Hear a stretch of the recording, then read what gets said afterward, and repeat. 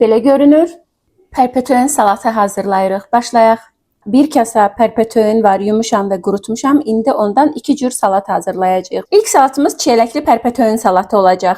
Perpetuenləri çox da xırda olmayan hissələrə ayırıram və kasaya əlavə edirəm. Bunu da ikinci kasamıza əlavə edirik. Salat üçün sos hazırlayırıq.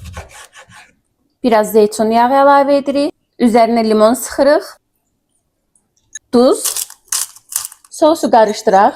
Qozu xırda hissələrə bölürük. Əlavə edirik perpetuenin üzərinə. Burada doğranmış çiyələk var, onu da əlavə edirik.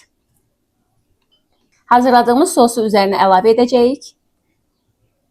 Və biraz nar şərab əlavə edirik. İkinci salat üçün xiyarların qabığını soyuruq.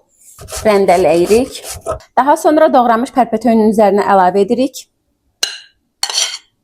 Sarımsaq əzirik üzərinə. Duz. Və üzərinə bir neçə qaşıq qatıq. Qarışdıraq. Ən son üzərinə biraz zeytun yağı gəzdirəcəm. Hər ikisi hazırdır və dadına baxacağım. Çiyələkli perpetuen salatının dadına baxıram. Belə görünür. Məncə çiyələklə perpetuen çox əla ikili olub, bir-birinə dadları çox yaraşır. İndi sarımsaqlı və qatıqlı perpetuen salatının dadına baxıram.